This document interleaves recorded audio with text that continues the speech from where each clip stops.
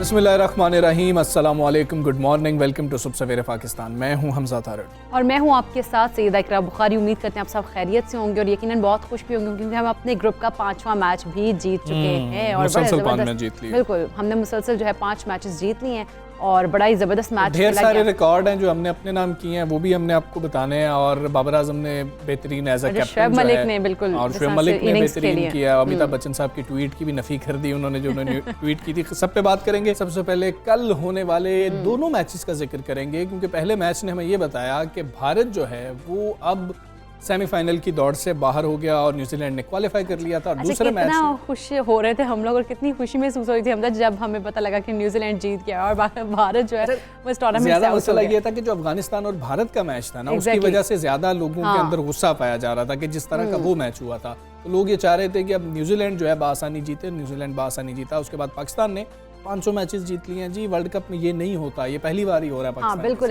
ऐसा ही हो, पहली बार हो रहा है। और हमजा जिस तरह से रिकॉर्ड्स में तोड़े हैं वो भी कमाल था। और अगर हम देखें तो भारत की जो उम्मीदें और उसका जो गुरूर है दोनों खाक में मिल गया। न्यूजीलैंड ने अफगानिस्तान को हराकर भारत को T20 वर्ल्ड कप से बाहर कर दिया और अफगानिस्तान की जानिब से दिए गए 125 रन के हदफ को हासिल करके न्यूजीलैंड ने ना सिर्फ खुद सेमीफाइनल को क्वालिफाई कर लिया बल्कि अफगानिस्तान और भारत दोनों को ही टूर्नामेंट से आउट कर दिया। पाकिस्तान का मैच हुआ स्कॉटलैंड के साथ। अच्छा, उम्मीद थी कि पाकिस्तान जीत जाएगा, लेकिन बहुत अच्छा खेल पेश किया। जिस तरह से बाबर आजम ऊपर से खेले, नीचे हफीज ने आके अच्छी बारी लगाई और शुएब मलिक ने आके तो कमाल ही कर दिया ना। पाकिस्तान की तरफ से फास्टेस्ट T20 हाफ सेंचुरी उन्होंने की है और राहुल ने इस वर्ल्ड कप में जो है तेज तरीन जो हाफ सेंचुरी की थी उसके बराबर जो है शुएब मलिक ने भी कर दिया। आखिरी ओवर की बात करें, शुएब मलिक के हमजा अगर वो 6 छक्कों की बात है, ये अब तो 6 छक्के मशहूर हो जाने कि इन्होंने 6 छक्के मार कर तो इन्होंने इतने ज़बरदस्त बनाया, यानी कि 18 सिर्फ बॉल्स पे उन्होंने 54 रन बना लिए। बहुत ज़बरदस्त उन्होंने। अच्छा जी, अब है क्या, अब भाई मुकाबला है ऑस्ट्रेलिया के साथ। हम इंतज़ार कर रहे थे साउथ अफ्रीका या ऑस्ट्रेलिया, तो अब ऑस्ट्रेलिया के साथ होगा। और ऑस्ट्रेलिया के साथ पहले भी हम एक सेमीफाइनल खेल चुके हैं, जीत के बिल्कुल करीब थे कि आखिरी ओवर सईद अजमल का था, वो कुछ अच्छा ऐसी बातें ना करो, ऐसे हमें अच्छी बातें याद करना है ना, हमने बदला लेना है। लेकिन जितनी स्ट्रेंथ से हम लोग आगे आ रहे, इतनी मजबूत हम टीम बन के अब आगे आ रहे हैं। माशाल्लाह से हम माशाल्लाह भी कहेंगे, नजर भी नहीं लगनी चाहिए हमारी टीम को। वो भी बड़ा अच्छा मैच था। उमर अकमल ने बड़ी बेहतरीन उसमें इनिंग्स खेली थी। खैर, बात करेंगे साबिक कप्तान है कौमी टीम के, साबिक टेस्टर हैं आमिर सुहेल साहब हमारे साथ मौजूद है। आमिर भाई अस्सलाम वालेकुम, गुड मॉर्निंग। आमिर भाई, 500 मैच जीत गए, मतलब हमारी तबीयत में ऐसी रवानी कभी भी नहीं थी जो अब हम देख रहे हैं। आप क्या एक्सपेक्ट कर रहे हैं? अब सेमीफाइनल पे नजर है, ग्राउंड पाकिस्तान को सूट करती है या ऑस्ट्रेलिया को कुछ ज्यादा सूट करती है? नहीं, मेरा ख्याल है दुबई में पाकिस्तान को एडवांटेज होगा। उसकी वजह ये है कि वहां पे इतना ज्यादा बाउंस नहीं है और बल्ले के ऊपर गेंद जो है वो आएगा ठीक। और मैं समझता हूँ कि पाकिस्तान अगर जिस स्पिरिट के साथ खेल रहा है, अगर खेलता रहे तो ऑस्ट्रेलिया की टीम को आराम से जो है वो शिकस्त दे सकता है। सही। अच्छा आमिर सुहेल साहब, अगर हम बात करें फ़खर ज़मान की, तो हम मुसलसल उनकी परफॉर्मेंस को देख रहे हैं कि कोई अच्छी फॉर्म में नहीं है। क्या वजह आपको समझ आ रही है? और दूसरा ये कि अगर हम सेमीफाइनल में खेलने जा रहे हो तो हमें इनको इस नंबर पे ही दोबारा चांस देना चाहिए या फिर तो कुछ चेंजिंग कर लेनी चाहिए इनके बारे में? नहीं, मेरा नहीं ख्याल कि कोई चेंज की जरूरत है। और अगर आप फ़खर ज़मान की बात करें तो वो मेरा ख्याल है ऑस्ट्रेलिया की जो बॉलिंग है उसके लिए बड़े सूटेबल होंगे क्योंकि इनको back of the length ball जो है बैट की जो स्विंग है उसके मुताबिक बड़ा सूट करता है। तो हमें उनको सिर्फ इनकरेज करना है, इतनी ज्यादा चेंजेस करने की जरूरत नहीं है। जो चेंज करने की जरूरत है वो मेरा ख्याल है वो ये है कि अब सारी टीमों को पता लग गया कि पाकिस्तान जो है किस स्ट्रैटेजी से खेल रहा है। थोड़ी सी स्ट्रैटेजी जो है वो एडजस्ट करनी है। हम देखें कि शुरू में हम आराम से आके खेल रहे हैं, दरमियान में गेम को लेके चलते हैं, आखिरी ओवर्स में हम लोग जो है वो अटैक कर रहे हैं। तो मेरा ख्याल है कि सेमीफाइनल्स में जो ऑपोजिशन है उसको सरप्राइज करने के लिए और उसको थोड़ा सा ऑफ गार्ड करने के लिए हमें मिडिल ओवर में थ्रॉटल के ऊपर पावर रखना है और इनके ऊपर अटैक करना है ताकि एकदम से ये जरा बुखलाएं और हमें एडवांटेज मिले और आखिरी ओवर्स तक गेम को ना लेके जाएं। इसमें आपको थोड़ा सा जल्दी अटैक करना पड़ेगा और मे भी आखिर में आप 8-8 रन के जरिए वो अपने ओवर्स कंप्लीट करें, लेकिन मिडिल ओवर्स में आपको अटैक करना पड़ेगा। बिल्कुल ठीक है, मिडिल और जो ओवर्स हैं उनमें आपको अटैक करना पड़ेगा। अच्छा आमिर भी, हमने दोनों बारियां खेल ली, हमने पहले भी बैटिंग कर ली है, उसकी भी हमें प्रैक्टिस हो गई, बाद में भी कर ली है, और बॉलिंग के भी हमें आइडिया हो गया है। आपको लग रहा है कि पाकिस्तान की टीम को कुछ ज़्यादा मुश्किल होती है बाद में बॉल करते हुए? इतना ज़्यादा कोई मुश्किल नहीं, लेकिन ये देखिए कि दो आपके पास वीकर ऑपोजिशन, हाँ जी, और वीकर ऑपोजिशन के साथ आपने 2 मैचेस खेले हैं एक बड़े मैच से पहले, उसका फर्क तो पड़ता है। जब बड़ी टीम आती है तो एकदम से वो आपको चैलेंज करती है जी। तो यहाँ पे थोड़ा सा स्केड्यूल में पाकिस्तान की एडवांटेज नहीं था, लेकिन मैं ये समझता हूँ कि जो पाकिस्तान का कंसर्न जो नजर आ रहा है मुझे, ये है कि आपने पिछले 2-3 मैचेस में देखा है कि शाहीन शाह अफरीदी का गेंद नया स्विंग नहीं हुआ, हाँ जी, और हमारे फास्ट बॉलर्स जो है वो नो बॉल भी कर रहे हैं जी। ये कंसर्न है, इसको हमने जल्दी से ओवरकम करना है। और नया बॉल अगर स्विंग करता है शाहीन शाह का सेमीफाइनल्स में तो डेफिनेटली प्रॉब्लम होगा, क्योंकि दोनों ओपनर्स ने स्कोर तो किया है, लेकिन वो जब पारी लेने आते हैं ऑस्ट्रेलिया के तो वो आपको कंफर्ट लेवल नहीं देते कि ये स्कोर करेंगे। बिल्कुल। अच्छा, अगर हम देखें कि सेमीफाइनल और फाइनल में टॉस की हमारे पास सामने कितनी ज़्यादा अहमियत होगी कि हम अगर टॉस जीते तो हमें क्या फैसला करना होगा? देखिए, बात यह है कि अब हमने तो आज ही सजेस्ट किया है कि अगर आप ये मैचेस सेमीफाइनल इम्पोर्टेंट हैं, मैच 6 बजे की बजाय 7 या 7:30 बजे करें तो दोनों टीमों के लिए, अगर ऑस है तो दोनों टीमों के लिए होगा, सही है, तो किसी को डिसएडवांटेज नहीं होगा। ठीक है, तो टॉस तो इम्पोर्टेंट होगा जी। अगर ऑस पड़ती है तो फिर बॉलिंग तो बड़ी टीमों के साथ मुश्किल हो जाती है ना। ठीक है, ठीक है। आमिर भी ये भी ज़रा बताइएगा, हमने मोहम्मद हफीज़ को ओवर नहीं दिया, हमने शोएब मलिक को ट्राई नहीं किया, लेकिन आप समझते हैं कि सेमीफाइनल में हम फिर से हफीज़ को कम से कम देखेंगे कि वो ओवर कर रहे होंगे, जानबूझ के उनको ओवर नहीं करवाए गए? देखिए, सिचुएशन ही नहीं आई, आपके सारे जो फ्रंट लाइन बॉलर है वो अच्छा था। उसके बाद कल शादाब ने भी जो है थोड़ा सा स्लाइड किया गेंद को उसका ना सिर्फ टर्न हुआ बल्कि बाउंस होना शुरू हो गया। तो आई थिंक ये अच्छी चीज है कि आपने अपने मेन स्पिनर के साथ ज्यादा वो स्टार्ट किया है और वीकर ऑपोजिशन के खिलाफ उनको पूरे ओवर करा के कॉन्फिडेंस दिया है। आई थिंक अगर जरूरत पड़ेगी तो हफीज के पास एक्सपीरियंस भी है, और आपने देखा कि जब हफीज को बॉलिंग दी गई है उन्होंने अच्छा ही परफॉर्म किया। बिल्कुल ऐसे ही है। अच्छा आमिर भी, हमें ये भी बताइएगा कि अगर आप ऑस्ट्रेलिया की और पाकिस्तान की टीम को देखें तो आपको वैसे सफ़े पर कौन सी टीम ज़्यादा बेहतर लग रही है, और इस वक्त जिस मोमेंटम में है पाकिस्तान की टीम उसके मुकाबले में ऑस्ट्रेलिया की टीम कैसी है? देखिए, मोमेंटम के हिसाब से तो पाकिस्तान की टीम बहुत आगे है ऑस्ट्रेलिया जी। सही। ऑस्ट्रेलिया बिट्स एंड पीसेस में क्रिकेट खेल रहा है। देखिए, उनका कोई ना कोई प्ले जो है एक प्ले आके अच्छा परफॉर्म कर रहा है। हाँ जी। देखिए, जिस तरह पाकिस्तान ने आखिरी 2 मैचेस में 3 मैचेस में पूरी टीम को आउट नहीं किया, उसी तरह ऑस्ट्रेलिया का भी प्रॉब्लम है कि अच्छी टीमों के खिलाफ उनकी बॉलर जो है वो इतने ज्यादा कामयाब नहीं हुए, और स्पेशली जब उनका भी गेम स्विंग नहीं करता उनको भी काफी ज्यादा मार पड़ी। बिल्कुल।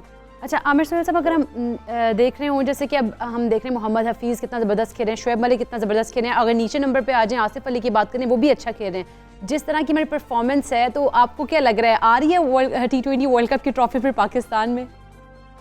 देखिए, सेमीफाइनल जो है वहाँ तक तो पहुँच गए, आगे बड़ी मेहनत की जरूरत है और गलतियाँ कम करने की जरूरत है। इस वक्त जो मोमेंटम है वो आपको यकीन दिला रहा है कि अब ट्रॉफी जो है पाकिस्तान में आएगी, लेकिन पाकिस्तान टीम को अच्छा खेलना है और हमें सबको भी दुआएं मिलकर करनी चाहिए कि गलतियां ना करें और ट्रॉफी हमारे पाकिस्तान में आए। इंशाल्लाह जी, ट्रॉफी पाकिस्तान ही आएगी। बहुत शुक्रिया आमिर सुहेल साहब, सबसे मेरे पाकिस्तान से आप बात करें, और बाकी जिस तरह की परफॉर्मेंस है लग तो यही रहा है कि पाकिस्तान को हर दुआओं की जरूरत है। दुआ करवाती है सबसे पहले कि आज मैच है, आज आप लोगों ने दुआ करनी है, तो दुआ तो पूरा पाकिस्तान कर ही रहा होता है, लेकिन परफॉर्मेंस बहुत अच्छी चल रही है अल्हम्दुलिल्लाह, तो उससे भी हमें उम्मीद है। बहुत ज़्यादा जो टीम को अगर वो हौसला मिल रहा होता हमजा, तो वो वहाँ की ऑडियंस भी बहुत ज़्यादा इस टाइम मतलब वो हो रही होती है, और उन्होंने खुद भी मतलब इस चीज़ का इतराफ़ किया है कि पाकिस्तानी जो ऑडियंस है वो बहुत ज़्यादा वहाँ पर उनको कर रही होती है, इनकरेज कर रही होती है, तो फिर वो जो उनके जज्बात है ना वो और ज़्यादा बढ़ जाते हैं। बिल्कुल ऐसा ही है। चलें जी, सेमीफाइनल जो है 11 तारीख को होगा पाकिस्तान का ऑस्ट्रेलिया के साथ, और जो दूसरा सेमीफाइनल है जिन्होंने हमें फाइनल में ही हमारा मुकाबला किसी टीम से होगा इंशाल्लाह, वो न्यूजीलैंड होगी या इंग्लैंड होगी, इन दोनों का सेमीफाइनल हो रहा होगा, एक रोज़ पहले हो जाएगा, तो उनका तो फैसला पहले हो जाएगा, हमारा फैसला एक रोज़ बाद हो रहा होगा, तो फिर इंशाल्लाह फाइनल में क्वालिफाई करेंगे, तो फिर वो खुशी भी मनाएंगे और फाइनल के लिए भी फिर दुआएं करेंगे। और अभी हम आगे बढ़ते हैं। एक अहम मसला है कि अवाम का सबसे बड़ा मसला पाकिस्तान में महंगाई है इस वक्त, और जिसकी शरह इस वक्त मुल्क की तारीख की बुलंद तरीन सतह पर पहुँच चुकी है। पेट्रोल की बात हो, बिजली, गैस, खाने पीने की अशिया की कीमतों की बात हो, हम मुसलसल इजाफा देख रहे हैं। बिल्कुल ऐसी हमजा रोज़मर्रा की अगर इस्तेमाल की अशिया की बात करें, वो लोगों की दस्तरस से बाहर होती जा रही है। बिजली की बात कर लें, गैस की बात करें, तो बढ़ती हुई कीमतों के बायस ना सिर्फ मुल्क की मईशत बुरी तरह मुतासर हो रही है, बल्कि जो आम शहरी हैं उनके साथ साथ अब तो ताजिर और सनतकार जो बरादरी है वो भी सदाए एहतजाज बुलंद करती में नजर आ रही है। और अफराते ज़र जो है वो करेंसी की कदर में कमी की वजह से सामान और खदमात की कीमतों में इजाफा भी हो गया, और लोगों के ज़राए आमदन पहले ही कोरोना की वजह से हमने देखा कि उस पर मनफी असरात पड़ रहे थे, जिसके बायस वो शायद आधे या उससे भी कम हो चुके थे। और आज के दौर में अब दो नौकरियां वैसे कैसे की जा सकती हैं, अगर लोग कर भी रहे हैं तो फिर भी वो कहते हैं कि जी कि हमसे गुजारा नहीं हो रहा, बहुत मुश्किल से हम अपना गुजर बसर जो है वो मुमकिन बना रहे हैं। और पाकिस्तानी करेंसी की कदर में गिरावट भी महंगाई का बहुत बड़ा सबब है। बिल्कुल, इसीलिए ऐसे मुआशी इक़दामात उठाने की अशद ज़रूरत है अब, जिनसे रुपए की जो साख है वो मजबूत हो सके। इसके अलावा पेट्रोलियम मसनूआत की अगर हम बात करें तो हालिया इजाफे से महंगाई की नई लहर आ गई है, और अशिया खुरोनोशी कीमतों को हम देखें तो उनकी भी कीमतों में इजाफा हुआ, जबकि गुड्स और पब्लिक ट्रांसपोर्ट किरायों में भी इजाफा कर दिया गया। ये सारी सूरत हाल इस टाइम बनी हुई है मुल्क में। हम इस सारी सूरत हाल पर बात करेंगे। साबिक सदर Karachi chamber of commerce and industry Shariq Bohra साहब हमारे साथ मौजूद हैं। अस्सलाम वालेकुम, गुड मॉर्निंग शारिक बोहरा साहब। अगर हम अब देखें महंगाई जिस तरह की सूरत हाल है, मईशत पर कितने असरात पड़ रहे हैं बुरे इसके, और ये कि आप लोग क्या एक्सपेक्ट कर रहे हैं महंगाई की जो अब वेव अब नहीं आई है, ये कब तक जारी रहने का इम्कान है? जी अस्सलाम वालेकुम, गुड मॉर्निंग। अनफॉर्चुनेटली पाकिस्तान में जो महंगाई है उसका जो तनासुब है पाकिस्तानियों के पर कैपिटा इनकम से जी, वो बहुत बड़ा मिसमैच है। फॉर एग्जांपल अमेरिका में अगर एक आदमी की पर कैपिटा इनकम 40-45 हज़ार डॉलर है, तो वहाँ भी पेट्रोल की कीमत जो है वो इतनी ही है जितनी आज पाकिस्तान में 140-50 रुपए। तो जब भी हम इन्फ्लेशन को या महंगाई को कंपेयर करते हैं, और तो करना चाहिए उन गरीब आवाम की जो कुव्वत इस्तात जो उनकी है परचेज की, उससे।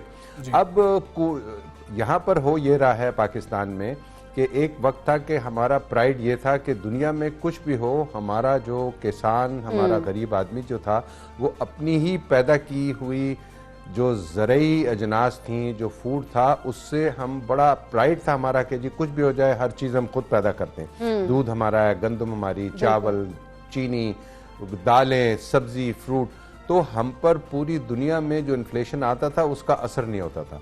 बट चूंकि हमारे यहाँ ये तमाम जो सेक्टर्स हैं, चाहे वो इंडस्ट्रियल प्रोडक्शन के हों, चाहे वो एग्रीकल्चरल प्रोडक्शन के हों, वो पिछले 10-20 साल में बुरी तरह मुतासिर हुए हैं। और हमारी जो इन्फ्लेशन है उसका बहुत बड़ा ताल्लुक हमारी अपनी नाअहली से है। उसका ताल्लुक इंटरनेशनल इन्फ्लेशन से डेफिनेटली होगा, लेकिन as a matter of comparison वो परसेंटेज वो बहुत कम है। हमारी जो अपनी नाकिस प्लानिंग, हमारी जो प्रोडक्शन डाउन हुई, हमारी जो एग्रीकल्चर ख़राब हुई, उसकी वजह से हमारा इन्फ्लेशन नंबर्स जो हैं वो ज़्यादा ख़राब है। ठीक है शारिक बोहरा साहब, सनतकारों के इस वक्त क्या मसाइल हैं? आम आदमी का जो मसला है वो तो हम बात भी करते रहते हैं, उस बेचारे को तो अपने किचन के मसाइल से ही कोई अलहदा सोच ही नहीं आ रही कि मेरे तो किचन के मसले इतने ज़्यादा हैं। दूसरा, क्या गवर्नमेंट पॉलिसीज़ ठीक हैं? जिस तरह से गवर्नमेंट क्लेम कर रही है कि हमने बेहतरीन काम किया है, लेकिन आलमी हालात जो हैं वही साजगार नहीं है, तो अब हम क्या कर सकते हैं? आपको ये मौक़िफ़ दुरुस्त लगता है? देखिए, गवर्नमेंट ने कोई अगर ये कहें कि जी कोई लॉन्ग टर्म पॉलिसी बनाई है, I don't think so. Pakistan में आप देखें कि कोई इंडस्ट्रियल पॉलिसी नहीं है, कोई अभी तक एक्सपोर्ट पॉलिसी नहीं है, एनर्जी की कोई पॉलिसी नहीं है। जो सबसे बड़ा क्राइसिस हमारी इंडस्ट्री को इस वक्त है, that is because of no policy regarding energy, petrol है, गैस है। ये ऐसी इंग्रेडिएंट्स है जिससे पाकिस्तान की एक्सपोर्ट मुंसलिक है, जिससे पाकिस्तान की इकोनॉमिक ग्रोथ अटैच्ड है, और इसके बारे में गवर्नमेंट के पास कोई पॉलिसी नहीं है। गवर्नमेंट भी इस वक्त एडहॉक बेसिस पर दुनिया में ऑयल की प्राइस बढ़ती है, वो कहते हैं जी वज़ीर आज़म साहब ने नोटिस ले लिया, हम नहीं बढ़ाएंगे, रात को फिर वो बढ़ जाता है। इसी तरह आज आपने देखा कि वो कह रहे हैं कि जी हम जो गैस सब्सिडी इंडस्ट्री को देते थे वो हम विड्रॉ कर रहे हैं। एग्रीड, सब्सिडी जो है वो नहीं मिलनी चाहिए, जेन्युइन प्राइसेस पर चीज़ें जो हैं मिलनी चाहिए अक्रॉस द बोर्ड। तमाम लोगों को एक जैसा सलूक होना चाहिए इंडस्ट्री में, चाहे वो लोकल इंडस्ट्री हो, चाहे वो एक्सपोर्ट इंडस्ट्री हो।